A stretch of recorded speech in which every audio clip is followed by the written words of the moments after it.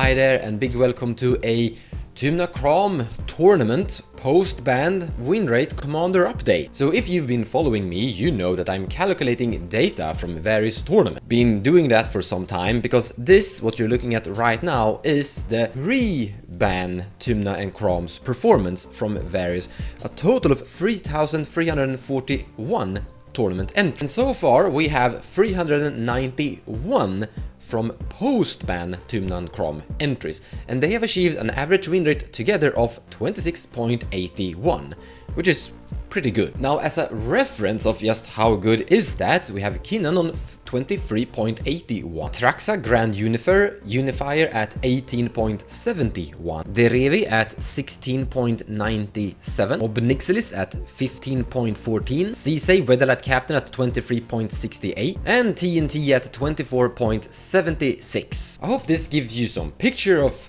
where Tymna and Kraum is basically placed. They are at the top. They are somewhat of the best performing commanders currently, were back in the days, and they still are. But what we also like to do in these videos, and now by the way, the chi-square test is going to be not statistically significant because the sample size is still very small. The new ban are kinda new, so over time we will be calculating more and more data and we will have a more secure, stronger answer. However, in the middle you see a pie chart of the inclusion rate. You basically have 41% who have included Professional Facebreaker in their Tymna Kraum bid, and they have achieved a plus 0.46 better win rate compared to the average. In comparison, we have Daffy Voidwalker in red win rate. You see minus 3.73 and a very small inclusion rate as well, like 10% only. So the indication is here that this might be a bad card for Tymna Kraum, a card that isn't popular, a card that a lot of people don't really want to have in their build, but also when they do include it, it's underperforming and dragging down the win rate in general. Ad Nauseam, very popular. Now it's dragging down the win rate like a tiny bit. We will look into that more detail in the future, I promise. We have Angel's Grace also dragging down. We have Archivist of Ogma, not really affecting the win rate that. Siege the Mirror. I can see why this is not so popular.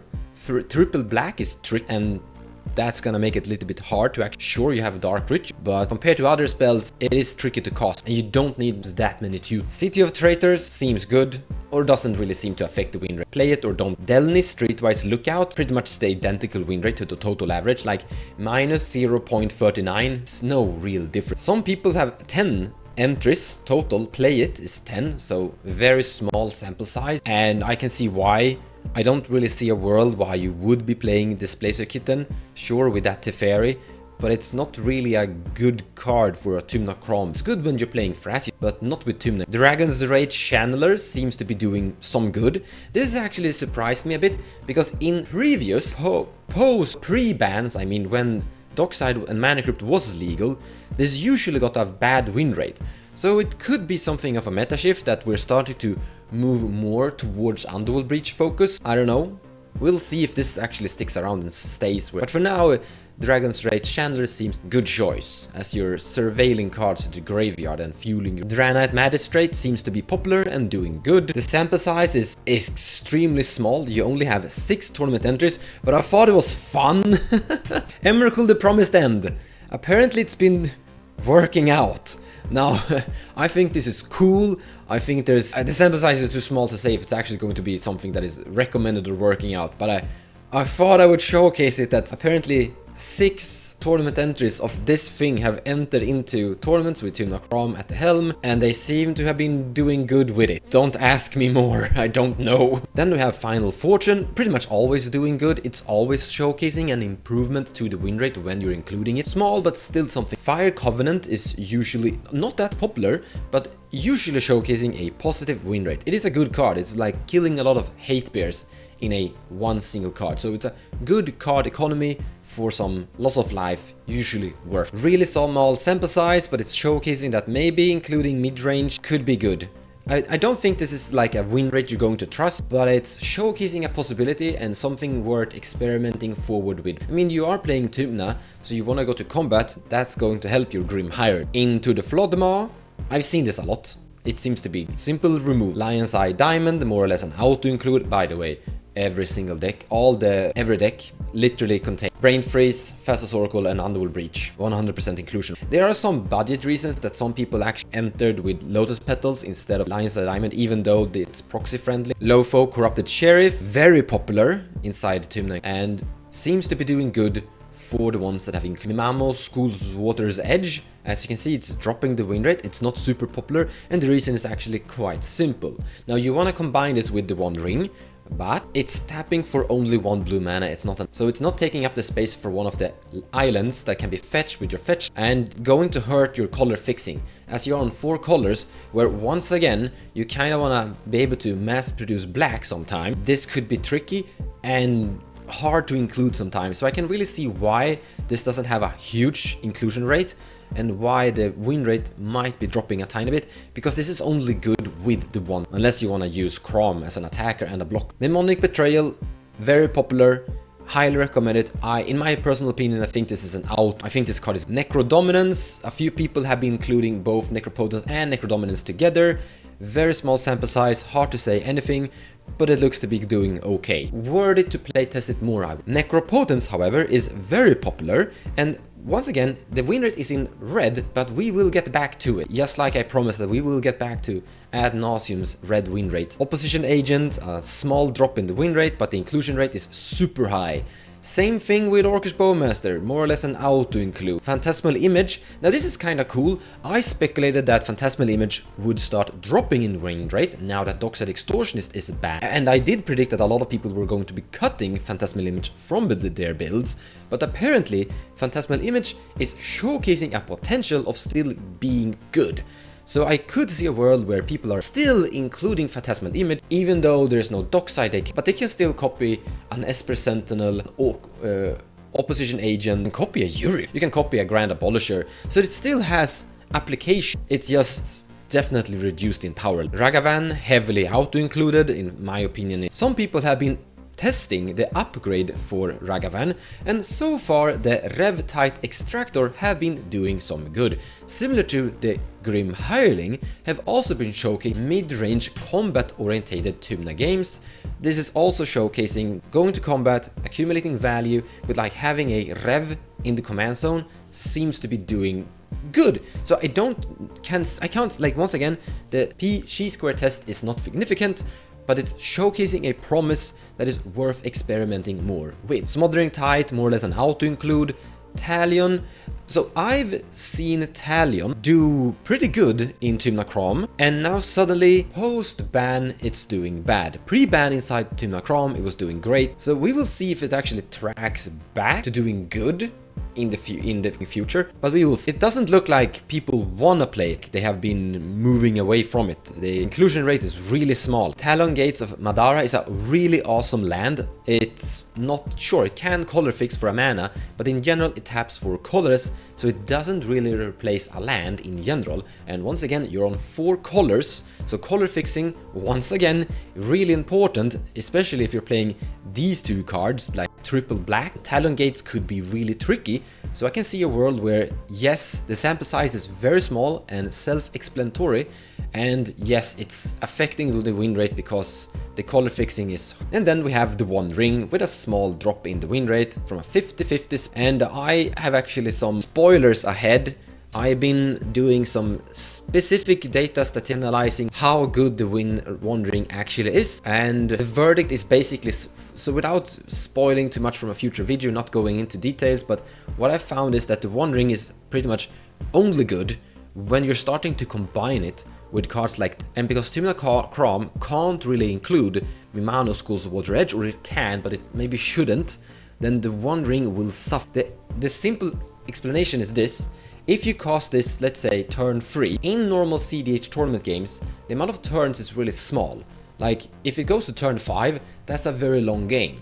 So if you cast this on turn 3, if you're activating it now, you're drawing 1 card. On turn 4, you're gonna draw 2 more, which means that you've spent 4 mana to totally draw 3 cards. That's actually really bad.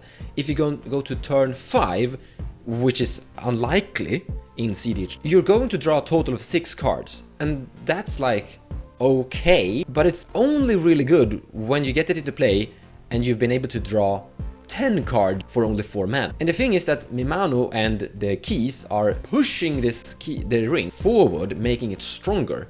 And that's when it starts to showcase doing good for you. So I actually believe that the win rate of this is lower just because of the fact that the turn count is really small in general.